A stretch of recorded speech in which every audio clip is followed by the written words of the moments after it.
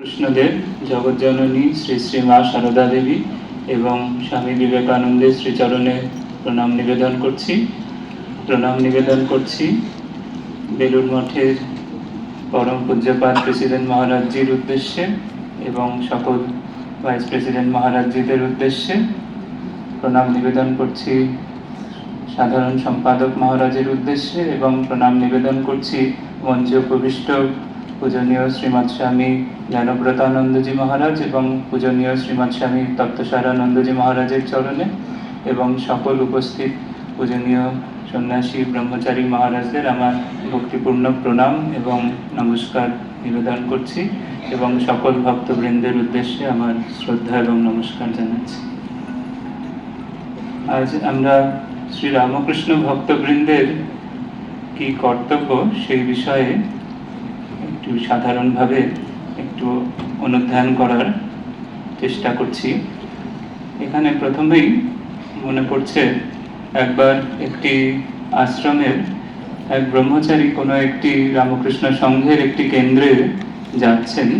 সেই সময় তিনি আমাদের সংঘেরই এক পূজনীয় মহারাজকে জিজ্ঞাসা করছেন যে সেখানে আমার কি ডিউটি হবে, অর্থাৎ সেখানে আমার কি কর্তব্য হবে। তখন সেই পূজনীয় প্রাচীন মহারাজ বলেন যে তোমার একমাত্র ডিউটি শ্রী রামকৃষ্ণকে খুশি করা। Your only duty is to please Shri Ramakrishna. অর্থাৎ শ্রী রামকৃষ্ণ ভক্তবৃন্দের একমাত্র কর্তব্য হচ্ছে শ্রী রামকৃষ্ণের প্রীতি সাধন, তাকে খুশি করা, তার প্রসন্নতা বিধান, তিনি যাতে খুশি হন সেই রকমভাবে জীবন যাপন করা এবং সেইভাবে নিজে এগিয়ে যাওয়া। তাই ঠাকুর কি ভালোবাসেন আর সেই মতো যদি আমরা আমাদের জীবন যাপন করতে পারি তাহলেই আমরা আমাদের কর্তব্য কিছুটা হলেও সম্পাদন করতে পারছি বলে আমরা বুঝতে পারব। তো শ্রী রামকৃষ্ণ ভক্ত এই যদি একটি সংজ্ঞা আমরা আনার চেষ্টা করি, তো শ্রী রামকৃষ্ণ ভক্ত বলতে আমরা যারা শ্রী রামকৃষ্ণকে ভক্তি করেন, তাকে সাক্ষাৎ পূর্ণ ব্রহ্ম ভগবান বলে বিশ্বাস করেন এবং তাকে নিজের জীবনের সর্বস্ব বলে মনে করেন, তিনি শ্রী রামকৃষ্ণ ভক্ত। শ্রী রামকৃষ্ণকে যিনি ভালোবাসেন এবং তাকে সর্বস্ব বলে মনে করেন। স্বামী শারদানন্দজি মহারাজকে ঠাকুর একটি গান অভ্যাস করতে বলতেন, নাথ তুমি সর্বস্ব আমার। এই নাথ তুমি সর্বস্ব আমার অর্থাৎ শ্রীরামকৃষ্ণ যাদের জীবনের সর্বস্ব তারাই শ্রীরামকৃষ্ণ ভক্ত। এবং আবার ভক্ত বা ভক্তি শব্দটি যে ধাতু থেকে এসেছে, অর্থাৎ ভজ ধাতুর অর্থাৎ ভজ সেবায়াম, অর্থাৎ যারা শ্রীরামকৃষ্ণের সেবা করেন তারাই শ্রীরামকৃষ্ণের ভক্ত। এই প্রসঙ্গে আমাদের একটি মনে পড়ে যে স্বামী বিবেকানন্দ বলতেন যে একটি বাগানে দুই মালি রয়েছেন। একজন মালি শুধুমাত্র অলস স্তাবক, সে তার বাগানের মালিকের কাছে সেই মালি বসে শুধু প্রভুর কি চোখ, প্রভুর কি নাক, এইরকম শুধু স্তাবকের মতো প্রশংসা করে। এবং আরেকজন মালি সারাদিন খেটে খুঁটে বাগানে নানা রকম সবজি ফলিয়ে নিয়ে এসে দিনের শেষে বাগানের যে মালিক তার চরণে নিবেদন করেন। তো স্বামীজি বলছেন যে আমাদের সেই দ্বিতীয় শ্রেণীর হতে হবে, যেখানে আমরা পরিশ্রম করে ঠাকুরের কাছে ঠাকুরের প্রসন্নতা বিধানের জন্য এই জীবন সেটা সেইভাবে যাপন করতে হবে। শুধুমাত্র যেন কথার কথা না হয়, শুধুমাত্র যেন আমাদের তার মধ্যে যেন আমাদের সেবা থাকে, ঠাকুরের সেবা, ঠাকুর যা ভালোবেসেছেন সেই রকম ভাবে আমাদের জীবন যাপন থাকে। এই বিষয়ে স্বামী প্রেমানন্দজি মহারাজ শ্রীরামকৃষ্ণ দেবের অন্যতম ঈশ্বরকোটি পার্ষদ, তিনি তার একটি চিঠিতে খুব সুন্দরভাবে বলছেন, যদি আন্তরিক হয় তবে সব হয়ে যায়। ঠাকুরের এক একটা ভাব নিয়ে খুব চিন্তা করুন, তার মর্ম উদ্ঘাটন করে কার্যে পরিণত করুন। ঠাকুরের ভাব অনুযায়ী কার্য করাই ঠাকুরকে মান্য করা। নতুবা শুধু দুটো ফুল ফেলে দিয়ে কিংবা ভাবে 2 মিনিট আহা হা করে কেহ কখনো বড় হয় নাই। ভক্তি খুব থাকবে, আবার তার চিন্তায় মগ্ন হয়ে যেতে হবে। সমস্ত তন্ন তন্ন করে বিচার করে নিতে হবে। বুদ্ধি শক্তিকে পরিচালিত করতেই হবে, নতুবা উপায় নেই। সেই জন্য ঠাকুর বলেছিলেন, ভক্ত হবি তো বোকা হবি কেন। ঠাকুরের কথাগুলিকে ধ্যান করে করে নিতে হবে। তবে ওর ভিতরের মানে জেগে উঠবে। অর্থাৎ একটি মননশীল ভক্তির জীবন, যেখানে মনন থাকবে, তার সঙ্গে সঙ্গে সেবা থাকবে এবং ঠাকুরের ভাবগুলি জীবনে ফুটিয়ে তুলতে হবে, সেইভাবে তবেই আমরা শ্রীরামকৃষ্ণ ভক্ত হওয়ার অধিকারী হলাম। এই বিষয়ে সর্বশ্রেষ্ঠ উজ্জ্বল দৃষ্টান্ত আমাদের মনে হয় সর্বপ্রথম যিনি দেখিয়েছেন যে কিরকম ভাবে শ্রীরামকৃষ্ণের ভক্তের জীবন হবে, বোধহয় শ্রী শ্রী মা সারদা দেবী। তিনি তার জীবনে এই দুটি ধারা খুব সুন্দরভাবে মিলিত করে দেখিয়েছেন। একটি হচ্ছে শ্রীরামকৃষ্ণ চিন্তন, আর একটি হচ্ছে শ্রীরামকৃষ্ণ সেবা। অর্থাৎ অন্তরে ঠাকুরের চিন্তা করছেন, আবার বাইরে তার শরীর মন বুদ্ধি দিয়ে ঠাকুরের সেবা করছেন। এটি বোধহয় শ্রীরামকৃষ্ণ ভক্তদের কর্তব্যের একটি সহজ সরল সংজ্ঞা, যে আমাদের অন্তরে ঠাকুরের কথা সবসময় ভাবতে হবে, তার অসাধারণ দিব্য রূপ, তার দিব্য সত্তা, তাতে আমাদের আকৃষ্ট হয়ে তার চিন্তা করতে হবে, আবার তার সেবাও করতে হবে। একদিকে তার ধ্যান জপ, আর একদিকে তার সেবা। এটি শ্রী শ্রী মা তার জীবনে অসাধারণভাবে করে দেখিয়েছেন।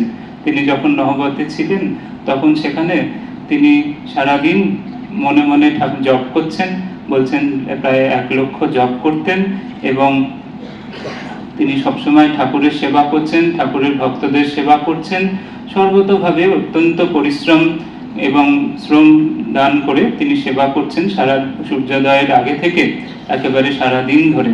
তো একদিকে এই যে অনুধ্যান এবং অন্যদিকে সেবা, রামকৃষ্ণ চিন্তন এবং রামকৃষ্ণ সেবা, এই দুটি শ্রী শ্রী মা করে দেখিয়েছেন। এবং তার ফলস্বরূপ তিনি বলছেন যে নহবতে যখন ছিলাম তখন যেন হৃদয়ে আনন্দের পূর্ণ ঘট বসানো ছিল।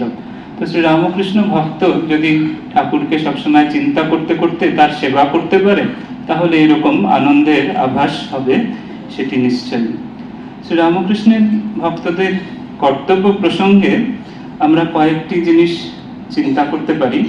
একটি হচ্ছে শ্রী রামকৃষ্ণদেব কি কি ভালোবাসেন, তিনি তার ভক্তদের কিরম হলে তার অত্যন্ত প্রিয় হতে পারবো, সেই বিষয়ে যদি ভাবি, এখানে আমাদের মনে রাখতে হবে শ্রী রামকৃষ্ণ ভক্ত বলতে সবাই আমরা, অর্থাৎ গৃহী ভক্ত, সন্ন্যাসী ভক্ত, সকলেই আমরা শ্রী রামকৃষ্ণের ভক্ত, যারাই ঠাকুরকে ভালোবাসি এবং তার চরণে আমরা আশ্রয় লাভ করেছি, তারা সকলেই যদি আমরা শ্রী রামকৃষ্ণ কেন্দ্রিক একটি ঈশ্বর সচেতন জীবন যাপন করতে পারি, তাহলে আমরা ঠাকুরের প্রিয় হয়ে উঠতে পারবো। এই দ্বাদশ অধ্যায় যে পড়া হচ্ছিল গীতায়, সমে ভক্ত সমে প্রিয়, সেই যে বলছেন সেই আমার ভক্ত, সেই আমার প্রিয়, সেখানে আমরা বুঝতে পারছি ভগবান গীতায় যেরকম বলেছেন, সেরকম রামকৃষ্ণ কথামৃতেও ঠাকুর বারবার তার নিজের পছন্দ অপছন্দের কথা বারবার ব্যক্ত করেছেন। তিনি কি ভালোবাসেন আর কি ভালোবাসেন না, সে বিষয়ে তিনি বলেছেন। তো একটি পবিত্র ঈশ্বর সচেতন জীবন, ঠাকুর বলছেন মনুষ্য জীবনের একমাত্র উদ্দেশ্য ঈশ্বর লাভ। তিনি তার নিজের জীবনে সেটি করে দেখিয়েছেন এবং বাকি তার সন্তানরাও করে দেখিয়েছেন, যে কি করে ঈশ্বর লাভ করা যায়, এবং ঈশ্বর শুধু কথার কথা নয়, একেবারে জীবন্ত জাগ্রত একটি অস্তিত্ব কি করে করে তোলা যায়, কি করে সাধারণ বাসনা আসক্তিগুলিকে ছেড়ে একেবারে ঈশ্বর সমুদ্রের ঝাঁপ দেওয়া যায়, সেটি তিনি করে দেখিয়েছেন। সেইভাবে যদি আমরা অত্যন্ত পবিত্র এবং ঈশ্বরময় একটি জীবন যাপন করতে পারি, তাহলে আমরা ঠাকুরের প্রিয় হয়ে উঠতে পারবো। স্বামী প্রেমেশানন্দজি মহারাজ বলতেন যে এই যে রামকৃষ্ণ ভাবান্দোলন, এটি একটি ব্রহ্মবিদ্যা রিসার্চ ইনস্টিটিউট, অর্থাৎ এখানে বারবার শ্রী রামকৃষ্ণ ভক্তেরা ঈশ্বর লাভ করার চেষ্টা করে সবাই সিদ্ধ হচ্ছেন, ভগবান লাভ করছেন। যেরকম একটি রিসার্চ ইনস্টিটিউটে বহু মানুষ নিরন্তর এক্সপেরিমেন্ট করে যাচ্ছেন, সেরকম এই রামকৃষ্ণ ভাবান্দোলনেও বহু ভক্ত এই ঠাকুরকে পাওয়ার চেষ্টা করেও অনেকেই পাচ্ছেন। এইভাবে একটি নিরবিচ্ছিন্ন একটি ধারা তৈরি করতে হবে শ্রী রামকৃষ্ণ ভক্তবৃন্দের, যেখানে বহু মানুষ ঈশ্বর লাভ করেছেন এবং সেই রকম আনন্দ এবং কনভিকশন নিয়ে রয়েছেন। সেই পরম্পরার একটি নিরবিচ্ছিন্ন মা ব্যবচ্ছেদসি, যেরকম উপনিষদে বলছেন যে সেই ধারা যেন ছিন্ন না হয়, সেই ধারা একটি ধারাবাহিকতা আমাদের মেনটেন করে যেতে হবে। এই বিষয়ে ঠাকুরের যে ঠাকুরকে পাওয়ার জন্য আমাদের প্রধান কয়েকটি অবলম্বনের মধ্যে একটি হচ্ছে শ্রী রামকৃষ্ণের নাম, অর্থাৎ তার নামকে না, তার নাম জপ, শ্রী রামকৃষ্ণের রূপের ধ্যান, শ্রীরামকৃষ্ণের গুণের ধ্যান, শ্রীরামকৃষ্ণের লীলার ধ্যান, শ্রীরামকৃষ্ণের তত্ত্বের ধ্যান এবং শ্রীরামকৃষ্ণের সেবা, এগুলিকে অবলম্বন করে আমরা রামকৃষ্ণময় হয়ে উঠতে পারবো। ঠাকুর বলছেন, আমি ছাঁচ রেখে গেলাম, বাকিদের বলছেন সেই ছাঁচে নিজেদের মাটি ফেলে যেন মূর্তি তৈরি করে নেওয়ার জন্য বলছেন। এবং পূজনীয় স্বামী গহনানন্দজি মহারাজ তিনি এই ঠাকুরের ভাবটিকে কি করে প্র্যাকটিস করা যায় তার জন্য একটি পঞ্চ সকারের কথা বলতেন। একটি সত্য, সংযম, সেবা, স্বাধ্যায় এবং সাধন। এই পঞ্চ সকার যদি কারোর জীবনে আসে তাহলে সে ঠাকুরকে খুশি করতে পারবে এবং ঠাকুরের প্রসন্নতা বিধান করতে পারবে। ঠাকুরের ভক্তরা যারা শ্রীরামকৃষ্ণ ভক্ত, তারা কিরকম জীবন যাপন করেছেন, তারা ঈশ্বর লাভ করে কোন স্তরে উঠেছিলেন, তার যদি একটি দুটি উদাহরণ যদি আমরা একটু দেখার চেষ্টা করি, তার মধ্যে শ্রীরামকৃষ্ণের গৃহী ভক্ত মনমোহন মিত্র, তিনি তার কন্যা মানিক প্রভা একবার খুবই অসুস্থ এবং মৃত্যুশয্যায় শায়িত। সকলে বলছেন ঠাকুরের কাছে বলতে, কিন্তু তিনি এতটাই ঠাকুরের কাছে শরণাগত, বলছেন তার যা ইচ্ছা তাই হবে, তার পথে বাধা দেব না। এবং ঠিক কন্যার যখন শেষ সময় তিনি ঠাকুরের একটি ছবি দেখাচ্ছেন তাকে, এবং তার কানে রামকৃষ্ণ নাম বলছেন এবং বলছেন, মা তুমি এই নাম করো। তখন সেই কন্যা ঠাকুরের নাম করতে করতে তার শরীর চলে গেল। এবং তখন মনমোহন মিত্র বলছেন যে মানিক বেঁচে গেল, অর্থাৎ তার আর ভয় কিছু নেই, যেহেতু সে ঠাকুরের নাম করতে করতে শরীর গিয়েছে। তারপরে মনমোহন মিত্রের জীবনে এক অদ্ভুত উল্লাস আসলো এবং তিনি একেবারে আনন্দে আত্মহারা হয়ে তিনি দেখলেন যেন একটি চৈতন্যের পুত্তলিকা যেন শুধুমাত্র রয়েছে, সেখানে কারোর মৃত্যু হয়নি, কারণ জন্ম মৃত্যুর অতীত সেই সত্তা, সে আত্মাই রয়েছেন, দেহ ত্যাগ যেন কিছুই নয়, এরকম দেখছেন এবং আনন্দে উল্লাসে কখনো হাসছেন কখনো কাঁদছেন। অর্থাৎ এইরকম এক দিব্য অবস্থায় এরা সব আরূঢ় হয়েছিলেন শ্রীরামকৃষ্ণকে আশ্রয় করে এবং শ্রীরামকৃষ্ণের কৃপায়। আরেকবার আমরা দেখি মাস্টার মশাই, যিনি যার কাছে ঠাকুর বলেছিলেন বড় লোকের বাড়ির দাসীর মতো হয়ে থাকতে, একবার অনেক রাত্রে বাড়ি ফিরেছেন, তখন সেখানে সবাই ঘুমিয়ে পড়েছে। তার সঙ্গে যে অন্তেবাসী যিনি থাকতেন তিনি বলছেন যে সবাইকে ডাকি, আপনাকে একটু খেতে দিন। তখন বলছেন, সাবধান, তুমি কি ভুলে গেছো তার আদেশ? তিনি আমায় বলেছিলেন বড় লোকের বাড়ির দাসীর মতো হয়ে থাকবে। দাসী কি কখনো বাকি সবাইকে ডেকে তুলে খেতে দিতে বলে? তো সেটি বলছেন যে সেটি হবে না। তখন তিনি বাজার থেকে কিছু পাউরুটি ইত্যাদি আনিয়ে তাই খেয়ে সেই রাত্রি কাটালেন। এগুলি তারা প্র্যাকটিস করে সেইভাবে সেই অনাসক্তি, সেই নিরহংকার ভাব যেগুলি ঠাকুরের প্রিয়, সেগুলি তারা তাদের জীবনে একেবারে প্রস্ফুটিত করে দেখিয়েছেন। তারা সুন্দরী দেবী, তিনি প্রথম জীবনে থিয়েটারের অভিনেত্রী ছিলেন, কিন্তু পরে তিনি বিশেষভাবে এই শ্রীরামকৃষ্ণ পরিমণ্ডলে আসেন, স্বামী ব্রহ্মানন্দজি মহারাজের কাছে মন্ত্র দীক্ষা লাভ করেন। ভুবনেশ্বরে রয়েছেন শেষ জীবনে, তিনি ভূমিশয্যায় থাকতেন, একটি কম্বল বিছিয়ে একবার মাত্র দুধের মধ্যে চাল ফুটিয়ে খেতেন এবং রাত্রে অল্প মুড়ি মুড়কি কিছু খেতেন। তারপরে তিনি একেবারে কিরকম তার ধ্যানের তন্ময়তা, একবার পাশের বাড়িতে আগুন লেগেছে, গোয়াল ঘর অব্দি চলে এসছে, তিনি নিরুদ্বেগ, তিনি সেই ঠাকুরের আসনে বসে গভীর ধ্যান জপে মগ্ন হয়ে রয়েছেন। অর্থাৎ যোগীরা যে জায়গায় পৌঁছানোর চেষ্টা করছেন সেগুলি কিন্তু তারা ঠাকুরের কৃপায় লাভ করেছিলেন। তার যখন শরীর যাবে রামনবমীর পরের দিন, তিনি তখন বলছেন যে একটু গীতাটা পড়ে দিতে, সেদিন আর পড়তে পারছেন না, তার কন্যাকে বলছেন, তিনি পড়ছেন এবং শেষে বলছেন রঘুপতি রাঘব রাজা রাম, এই গানটি একটু পড়তে। তারপরে মাঝে মাঝে তার রক্ত বমন হচ্ছে, বলছেন যে প্রত্যক্ষদর্শীরা বলছেন যেন মনে হচ্ছে পানে পিক ফেলছেন, এমন কিছু যন্ত্রণাদায়ক যে কিছু অভিজ্ঞতা মনেই হচ্ছে না। এবং ঠিক ওই গান শুনতে শুনতে তিনি ঠাকুরের ছবি দেখতে দেখতে নীরব হাসি হেসে ঠাকুরের ছবির দিকে তাকিয়ে তার শরীর চলে গেল। এইরকম মৃত্যুঞ্জয়ী বীর শ্রীরামকৃষ্ণ ভক্তবৃন্দ যারা ঠাকুরকে আশ্রয় করে এমন জীবন যাপন করেছেন যে জন্ম মৃত্যু পায়ের ভৃত্য হয়ে গেছে তাদের কাছে। নবগোপাল ঘোষ, তিনি তার যখন শরীর যাবে তিনি সকলকে সান্ত্বনা দিয়ে আশ্বাস দিয়ে বলছেন, তোমরা দুঃখ করো না, দেহের নাশ আছে, আমি কর্তা নই, ঠাকুরই কর্তা, তোমরা তার সন্তান, তিনি তোমাদের দেখছেন, তার নাম করো আর শোক ছেড়ে তার নাম করো বলছেন। এরকম নিরুদ্বেগ ভাবে এরা সব মৃত্যু বরণ করেছেন, যেন মৃত্যু কিছুই নয়।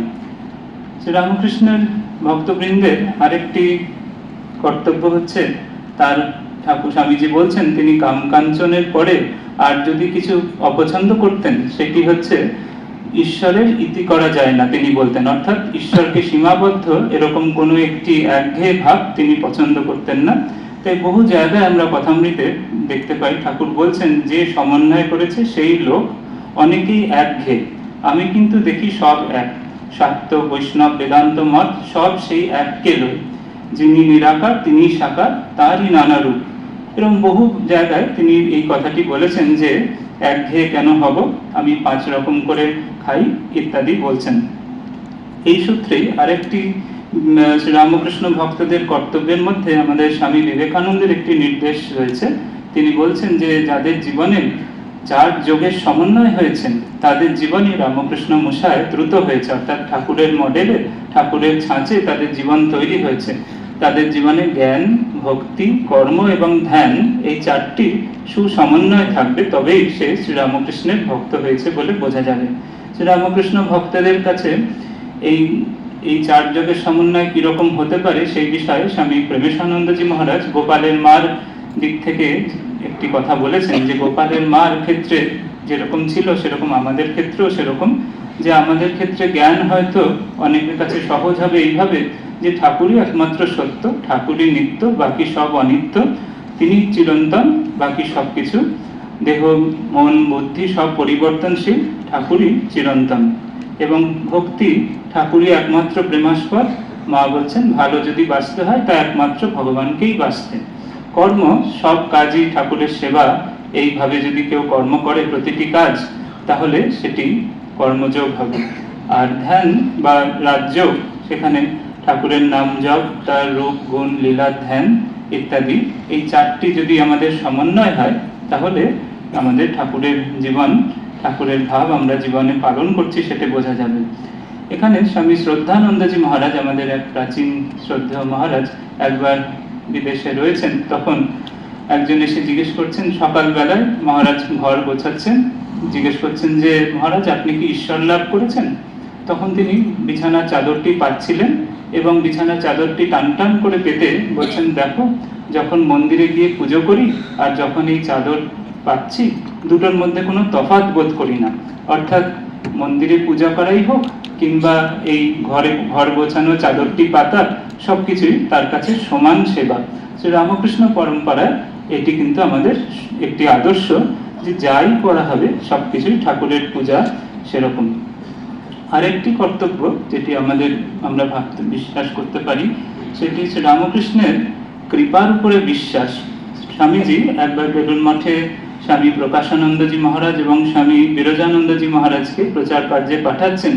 তারা প্রথম দিকে একটু ভাবছেন কি করবেন, কি করে সেই কাজ করবেন। তখন ঠাকুর ঘরে স্বামীজি তাদের নিয়ে গিয়ে তাদের মাথায় হাত রেখে আশীর্বাদ করে বলছেন, বিশ্বাস কর তার শক্তি তোদের মধ্যে সঞ্চারিত হয়েছে।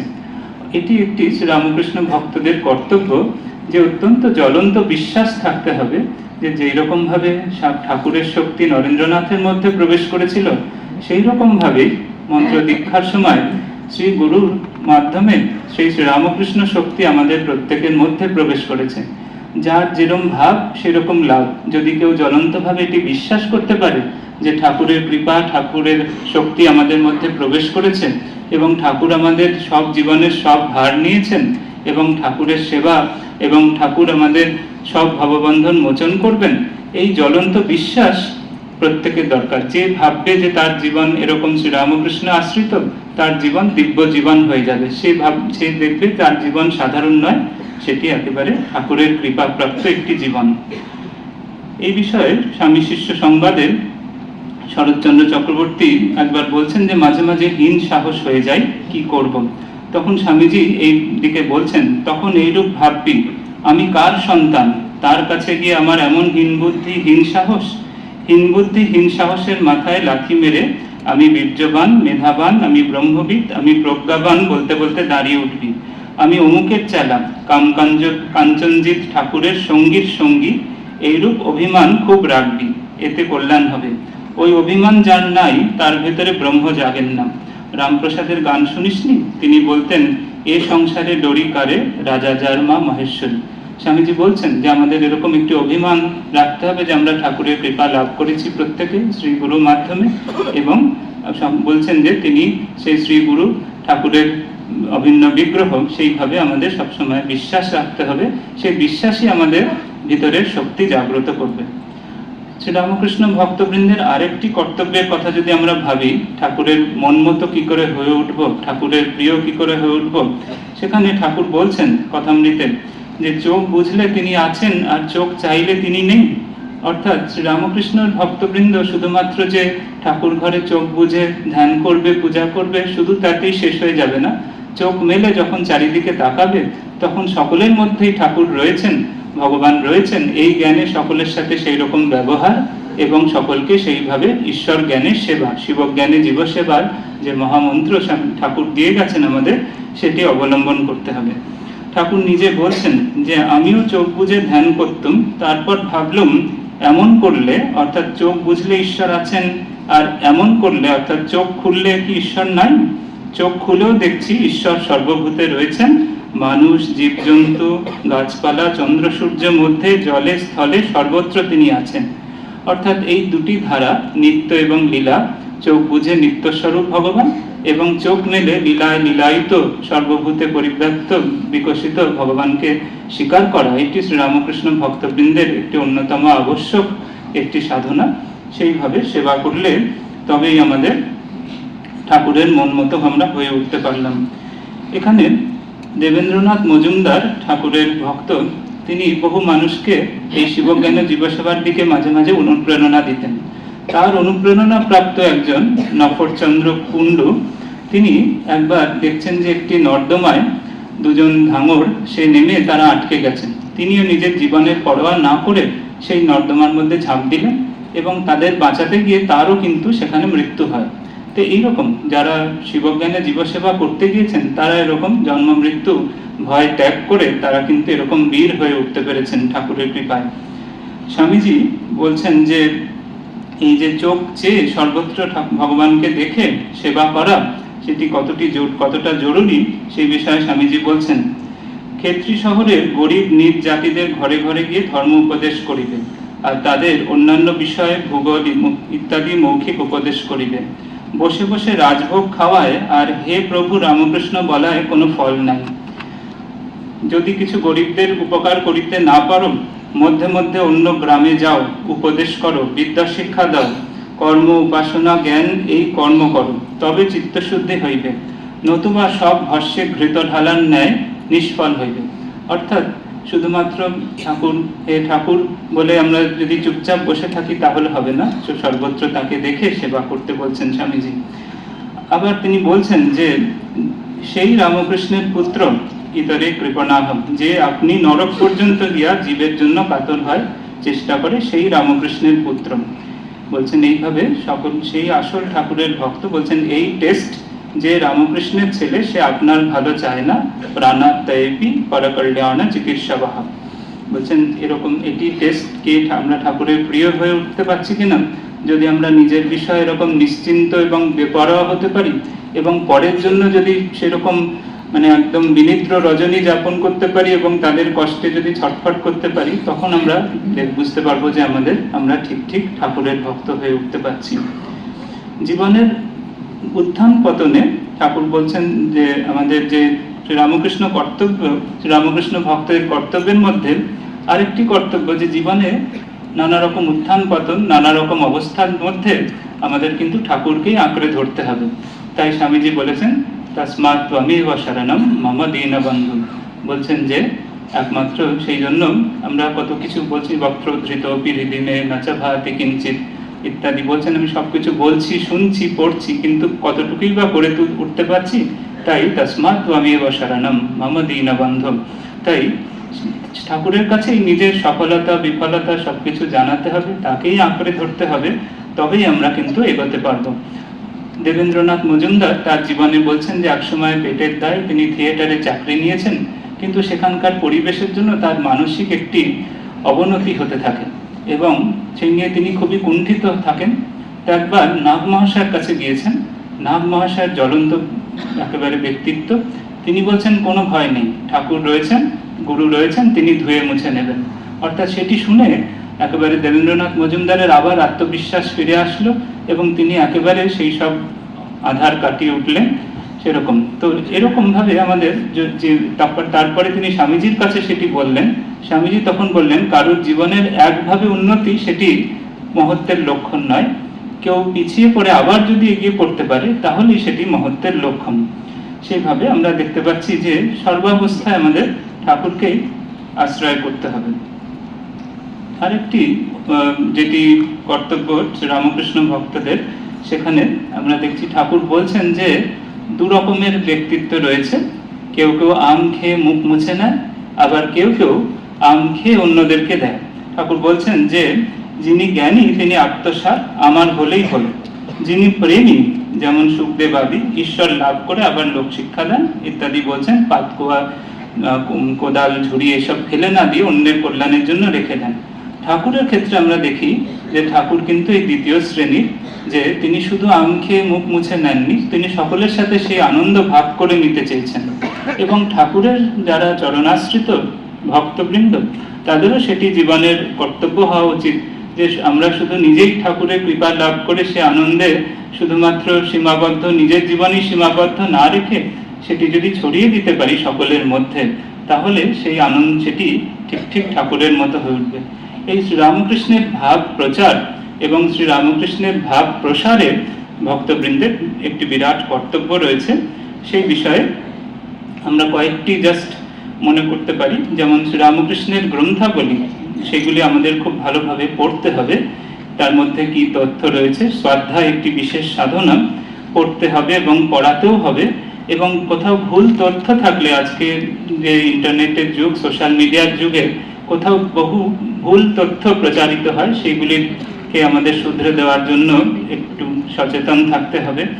আবার ঠাকুরের জীবন সম্পর্কে বলছেন যে পূজনীয় রঙ্গনাথানন্দজি মহারাজ, তিনি 10 কমান্ডমেন্টস বলেছেন যে শ্রীরামকৃষ্ণ ভক্তদের কিরকম জীবন যাপন করা উচিত। তার মধ্যে একটি বলেছেন যে শ্রীরামকৃষ্ণ বিবেকানন্দ সাহিত্যের যে গ্রন্থাবলী, সেগুলি বিভিন্ন অকেশনে উপহার হিসেবে আত্মীয় স্বজন বন্ধু বান্ধবদের দিতে, কারণ সেইভাবে সেটি বিরাটভাবে সকলের কাছে একেবারে প্রচারিত হতে থাকে। আর প্রত্যেকের জীবনে যদি আমরা ঠাকুরের জীবন আদর্শ অনুযায়ী জীবন যাপন করি, ঘরে জপ ধ্যান পূজা স্তোত্র পাঠের একটি কালচার যদি তৈরি হয়, তাহলে সেখান থেকে বাড়ির ছোটরা সেটি শিখে তবেই ভবিষ্যৎ প্রজন্ম ঠিক ঠিকভাবে তৈরি হবে। এবং সেখানে আমাদের মনে রাখতে হবে, স্বামীজি বলছেন যে আর্য সন্তান বাবা মায়ের তপস্যার ফলেই তৈরি হয়, অর্থাৎ আদর্শ গৃহী, তার ফলেই ঠিক ঠিক পরবর্তী প্রজন্ম তৈরি হয়। তাদের ত্যাগ তপস্যা ঈশ্বরময়তা, সেই শ্রীরামকৃষ্ণ ভক্তদের সেই বিষয়ে একটি বিশেষ দায়িত্ব যে একটি আদর্শ পবিত্র ঈশ্বরময় জীবন যাপন করলে তবেই ভবিষ্যৎ প্রজন্ম সেইভাবে সুন্দরভাবে তৈরি হবে। স্বামী প্রেমানন্দজির মা মাতঙ্গিনী দেবী, তিনি এক এক সময় এত ধ্যান জপে মগ্ন থাকতেন যে বাবুরাম মহারাজরা যখন কলকাতা থেকে আটপুরে যেতেন, তখন অনেক সময় ঘরদোর বন্ধ, কিছুদিন পাশের বাড়িতে থাকতে হতো। তারপরে যখন একটু ফুরসত হতো তখন তারা আবার ঘরে ঢুকতে পারতো, কারণ এমনই বিভোর হয়ে থাকতেন তারা। তাই মাও বলেছেন, যার আছে সে মাপো, যার নেই সে জপো। অর্থাৎ যে যেভাবে পারবে, কেউ আর্থিকভাবে, কেউ মনের চিন্তার দ্বারা এই শ্রীরামকৃষ্ণ ভাবকে যদি পুষ্ট করতে পারে, তাহলে সে একেবারে বিরাটভাবে তার কর্তব্য সম্পাদন করতে পারবে। আমরা শেষে আবার একটুখানি পূজনীয় প্রেমানন্দজি মহারাজের আর একটি কথা বলি, শেষ করব। সেখানে প্রেমানন্দজি মহারাজ বলছেন যে প্রাণ ভরিয়া ঠাকুরের পূজা সেবা করো, তাহার ধ্যানে জপে ডুবিয়া যাও। তাহাতে যদি মন সমর্পণ না করিতে পারো, তবে আর কাশী মক্কা গিয়া কি হইবে? মন দিয়া যদি ডাকো, তবে ওইখানে বসিয়াই পাইবে। মিশনের রেগুলার মিটিং কি হইতেছে? কাহারও সহিত বিবাদ বিরোধ না করিয়া, সকলকেই ঠাকুরের সন্তান জানিয়া, সকলকে পরম আত্মীয় ভাবিয়া ভালোবাসিয়া চলিয়া যাও। সুখ্যাতি অখ্যাতির দিকে মোটেই দৃষ্টি দেবে না। যদি কিছু থাকে তো দিয়া যাও, প্রতিদানে চাহিও না। বলছেন যে এই সমবেত ভাবে ঠাকুরের ভাব প্রচার হোক, কিংবা নিজের জীবনে সেটি অন্তর্জগতে ঠাকুরের ভাব প্রচার বা বহির্জগতে। অন্তর্জগতেও আমরা নিজেদের কাছেও ঠাকুরের ভাব প্রচার করতে হবে। পূজনীয় গম্ভীরানন্দজি মহারাজ বলতেন যে আগে আমাদের নিজেদের মুগ্ধ হতে হবে ঠাকুরের ভাবে, তবেই আমরা অন্যের কাছে অন্য কিছু সেবা করতে পারবো। প্রেমানন্দজি আরো সুন্দর করে একটি আশ্বাসের বাণী বলছেন যে লম্বা চওড়া কথা কণ্ঠস্থ করলেও কিছু হয় না, চাই মন মুখ এক করা। ঠিক ডুববে কেন, ওসব ভাব মনে আসতে দিও না। কত জন্মের সুকৃতির বলে মার আশ্রয় পেয়েছ, তার কৃপা পেলে কি মানুষ কখনো ডুবে? তুমি আবার কতজনকে তুলবে, এই ধারণা দিবারাত্র হৃদয়ে পোষণ করবে। You are the chosen children of our lord. নইলে কৃপা করবেন কেন? রিপ্রেশন গুলো দূর করে দেবে, ভাববে মার কৃপায় আমরা নিত্য শুদ্ধ বুদ্ধ মুক্ত। বলছেন এটি একটি বিশ্বাস বারবার জাগাতে বলছেন যে আমরা মায়ের কৃপা পেয়েছি, ঠাকুরের কৃপা পেয়েছি।